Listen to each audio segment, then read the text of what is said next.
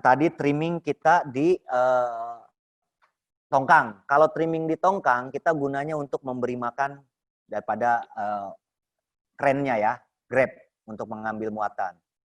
Nah, yang kedua ini trimming batu bara di palka kapal. Oke, trimming batu bara di palka kapal itu biasanya dilakukan pada saat kita umumnya kita lakukan setelah mendekati sudah komplit muatan.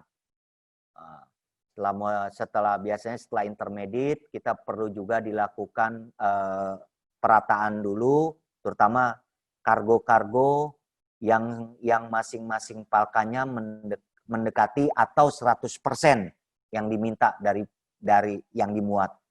Jadi biasanya kita pada saat intermediate ketahuan nih palka-palka mana yang akan mau kita trimming supaya masih ada space untuk kita muat lagi kekurangan kargo tersebut.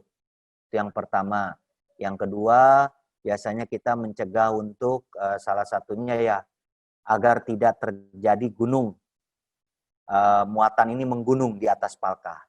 Jadi foreman PBM dan foreman doser ini berkoordinasi pada saat proses trimming sesuai IK. Yang selanjutnya operator doser melakukan pemeriksaan di awal sama airship dan setelah komplit loading terhadap kelayakan unit. Kenapa kita harus dicek juga Pak?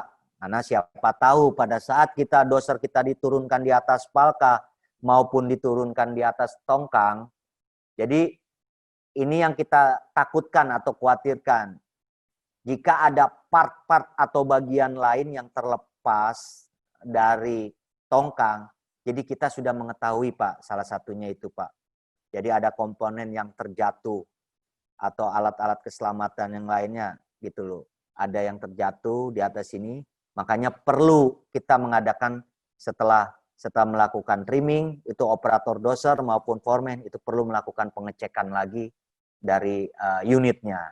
Jadi kita mengetahui kalau ada benda asing atau kontaminan yang ada di atas palka dikarenakan bagian part doser yang ada yang terlepas di atas tangki maupun di atas tongkang. Jadi kita bisa tahu lebih dini, Pak. Jadi kita laporkan ke pihak foreman PBM nanti akan laporkan ke shipper. Seperti itu. Terus yang selanjutnya pengawasan doser memastikan operator mengisi dan mengumpulkan form P2H, yaitu salah satunya form P2H gunanya jika ada yang rusak atau ada part yang hilang. Jadi untuk memastikan bahwa kelayakan unit ini benar-benar dijaga agar proses trimming dari doser tersebut dapat berjalan dengan baik. Oke, mungkin itu. Next Pak Ato.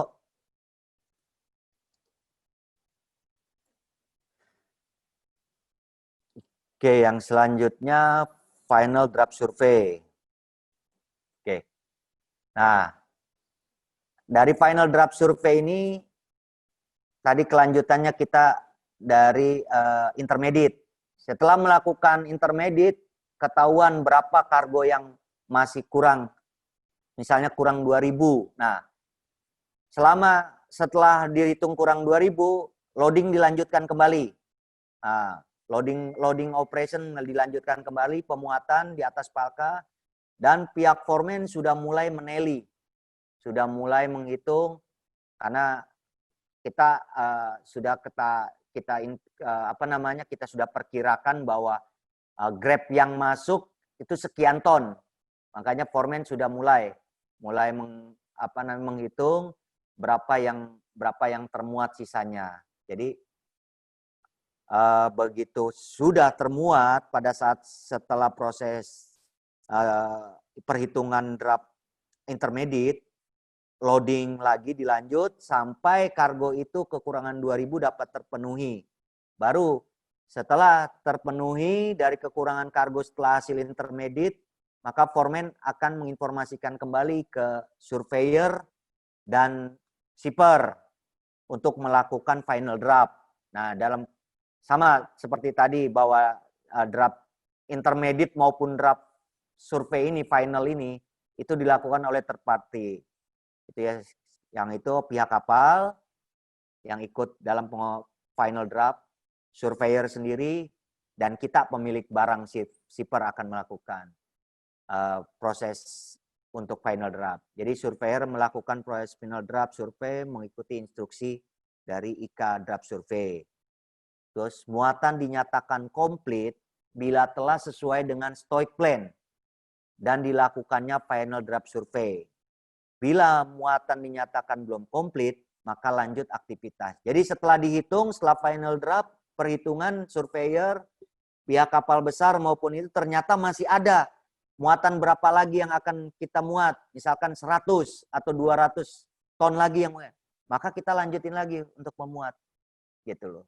Setelah itu kita biasanya memakai Nelly, kita memakai grab, perhitungan grab, misalnya grab floating crane ini satu grabnya sekian ton, maka kita tally, gitu loh. Nanti berapa yang termuat, itu nanti kita biasanya pihak kapal itu minta draft lagi sampai benar-benar sesuai dengan stock plan. Maka berapa kargo yang akan termuat, itulah yang akan kita state berdasarkan dari kargo on board. Selanjutnya, agen, foreman, PBM, dan surveyor melakukan proses pengurusan dokumen. Nah ini, setelah kargo dapat, baru dari pihak agent, foreman, PBM, dan surveyor melakukan proses dokumen. Itu yang saya bilang, salah satunya timesheet. Makanya kita perlu ada kerjasama antara agent, foreman, surveyor, dan shipper. Terus apa aja dokumen yang disiapkan? Dari sisi agent nanti akan mempersiapkan timesheet. Nanti agent akan mempersiapkan BL. Nanti draft survei akan disiapkan oleh surveyor. Nah, baru setelah proses penandatanganan dokumen itu, kalau sudah selesai dilakukan persiapan tersebut. Selanjutnya, nah, proses cash off. Jika dokumen sudah selesai, semua terpatut sudah tanda tangan dari pihak kapal, dari pihak foreman di atas dokumen timesheet tersebut, maupun di draft survei antara master dengan surveyor sudah ada dokumen selesai, maka kita melakukan proses cash off jika sudah clear. Jadi cash off-nya ini cash off-nya dari floating crane di kapal besar maupun cash off-nya tugboat di atas kapal besar. Jadi foreman menginstruksikan kru mooring untuk melakukan kegiatan unmooring tongkang maupun unmooring loader sesuai instruksi kerja mooring. Ini ada tertuang di sini, Pak. Jadi kita sudah mempersiapkan semua, kita berkoordinasi pihak kapal, sama prosesnya, Pak. Kita mempersiapkan winch, orang kapal suruh siap untuk mempersiapkan winch mesin untuk kita melakukan proses cash off. Terus foreman menginstruksikan kru mooring melakukan kegiatan pelepasan tongkang atau loader di kapal besar sesuai dengan instruksi kerja pelepasan loader di kapal gear dan instruksi kerja pelepasan tongkang di kapal gear. Loader di kapal gearless dan tongkang di kapal gear. Selanjutnya, agen, shipper, PBM, operator doser, surveyor, stevedore turun dari atas kapal sesuai dengan IKA turun dari atas kapal. Mungkin itu Pak Ato.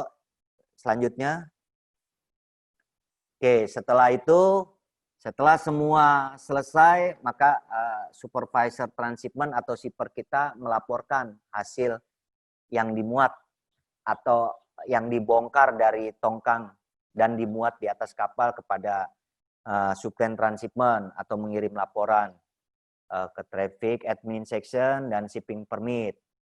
Nah, shipping permitnya atau legal kita nanti dilaporkan berapa kargo yang termuat beserta dokumennya. Nanti biasanya dokumen untuk pengurusan ekspor ini biasanya nanti kita kirimkan stock plan yang sudah final kita kirim dari kapal. Nanti shipper akan mengirimkan dokumen tersebut. Lanjut dokumen yang akan dikirim lagi draft survei. Draft survei itu dikirim juga kepada shipping permit officer untuk pengurusan kargo ekspornya ini, dokumen ekspornya. Untuk keterangan, unit floating crane wajib dilengkapi dengan alat kontrol metal atau metal detector atau metal catcher sebagai pengendalian masuknya kontaminasi metal dalam palka kapal pada saat kegiatan pemuatan batu bara berlangsung. Oke, jadi ini hanya tambahan bahwa di kita floating crane yang ada selain FC bleed, kita mempunyai namanya metal detector dan metal catcher. Metal catcher itu adanya di FOTP Derawan. Untuk di luar itu, Bak Sumatera, Bak Celebes itu dilengkapi dengan metal detector. Nah, gunanya apa? Yaitu salah satunya, misalkan dia ada kontaminasi barang plat atau besi-besi yang dari jeti.